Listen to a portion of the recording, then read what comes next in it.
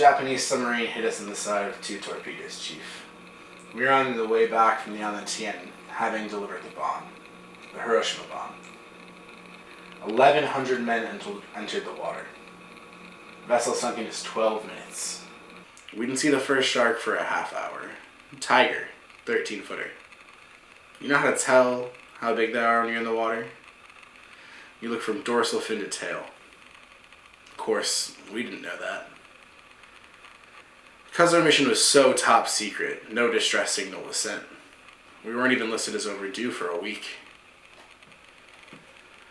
Come first light, sharks came a-cruising. We formed small, tight groups, like an old battle strategy, or like a calendar, like at the Battle of Waterloo.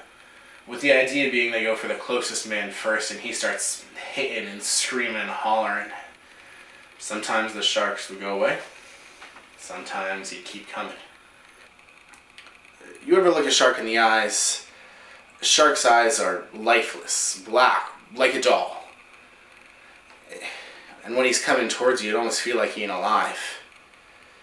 Until he bites you and your eyes roll over white. At that point, it is just screaming as the ocean turned red, and they all come in and rip you apart. We lost 100 men that first day. Hard to tell how many sharks.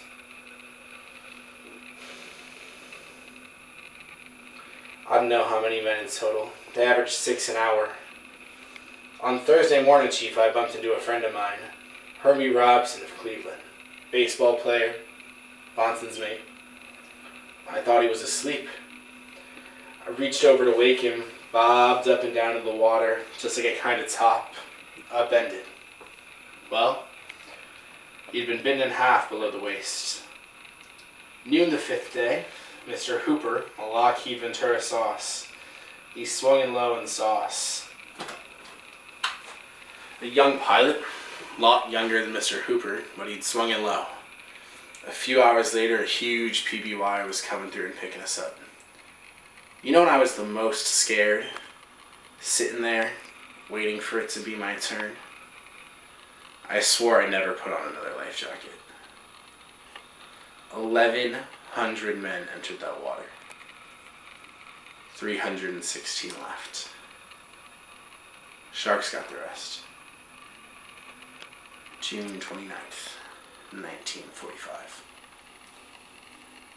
But we delivered the bomb.